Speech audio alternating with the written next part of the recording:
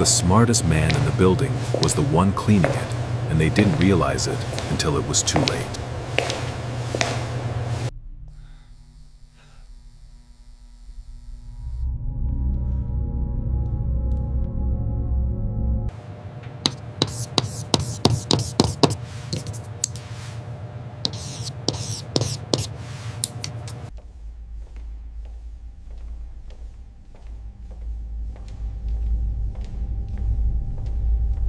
Daniel Brooks learned numbers early, not from textbooks, but from watching his father count cash at the kitchen table late at night.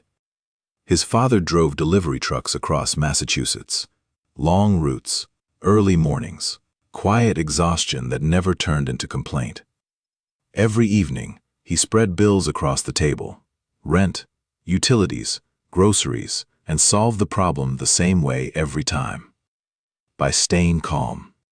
Learn something no one can take from you, his father used to say, not as advice, but as instruction. Daniel chose finance. In college, he wasn't loud or competitive. He sat near the back, listening, writing slowly, thinking longer than others.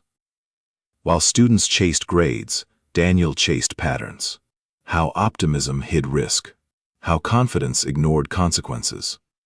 When everyone else rushed to answers, Daniel hesitated, and those hesitations saved money. Professors noticed him quietly. One told him, "You see the floor beneath the numbers." Daniel believed life was finally becoming predictable. Then one evening, his phone rang. His father collapsed at work. Heart attack. No warning. No final words. Daniel stood in a hospital hallway that smelled like disinfectant and silence, holding a phone that wouldn't stop vibrating. Bills, calls, forms, questions no 20-year-old should answer alone.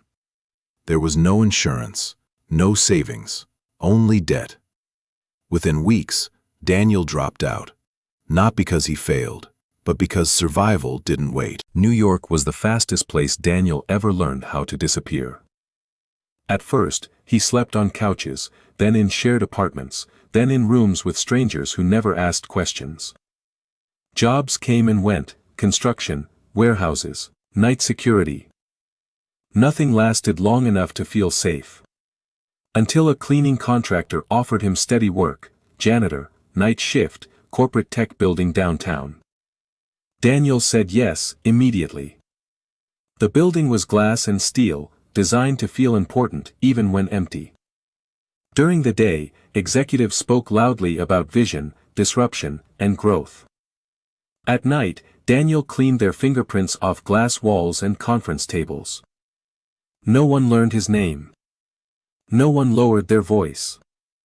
Meetings continued around him as if he were part of the furniture. Invisibility made people careless.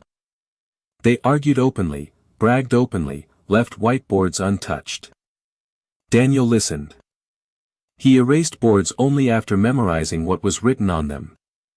Revenue models. Expansion plans, risk disguised as confidence.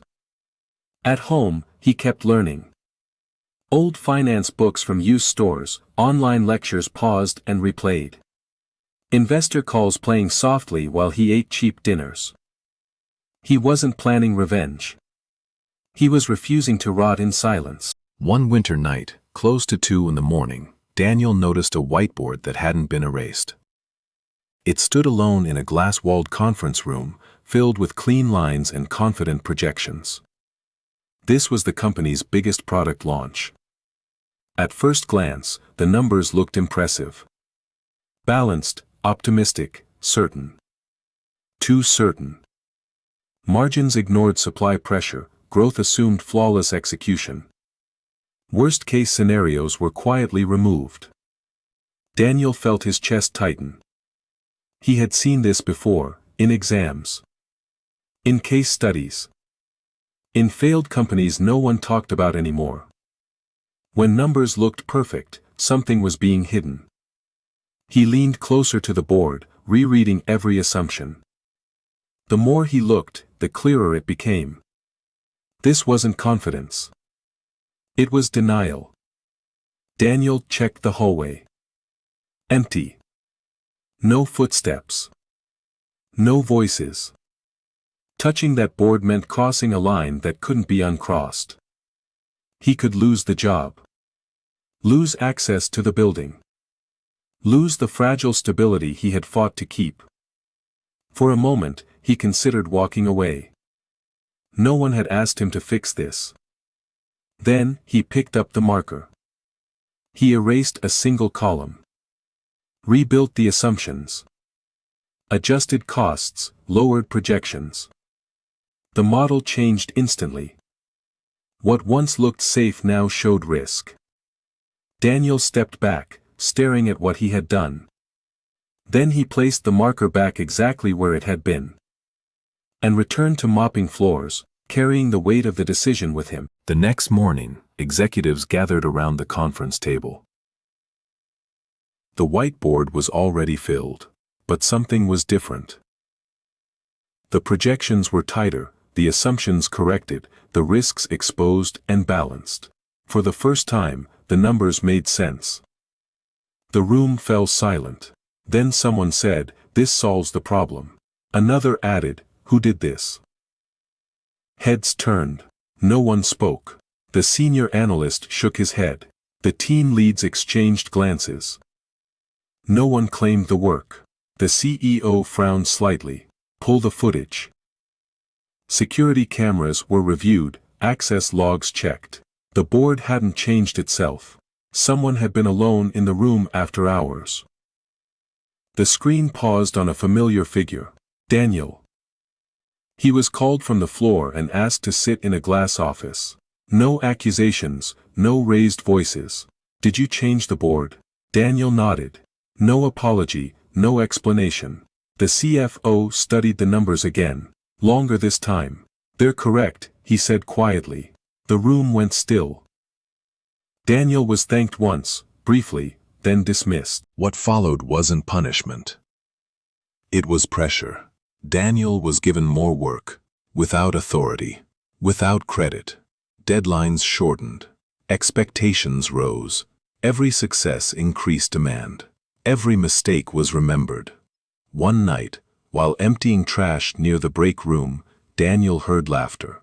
"He's useful," one manager said, "but don't promote him. He'll forget his place."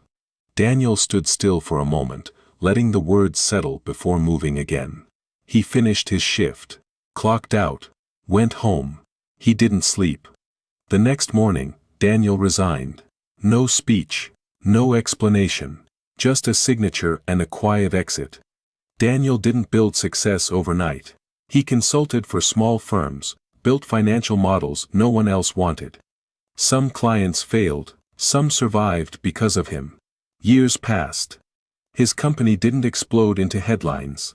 It expanded slowly and didn't break. One afternoon, Daniel signed the final document. The paper was thin, the pen was ordinary, but the decision wasn't. His firm had acquired a downtown office building. The same one. That night, Daniel returned, not with announcements, not with cameras, not wearing a suit meant to impress. Just a man walking familiar floors. The lights hummed softly above him, the halls smelled the same. Clean, neutral, forgettable. He remembered pushing a mop down these corridors. Remembered being ignored without offense, because no one noticed him at all. A janitor passed by and slowed down. Nervous, careful. Daniel stopped him. "What are you studying?" he asked. The man hesitated. "Data analytics, online." Daniel nodded slowly. "Good, keep going." He reached into his coat pocket and handed him a simple card. No title, no explanation. The janitor stared at it, confused. Daniel was already walking away. He didn't announce who he was.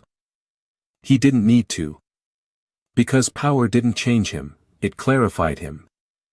Some people don't rise loudly, they rise quietly, until the world has no choice but to adjust.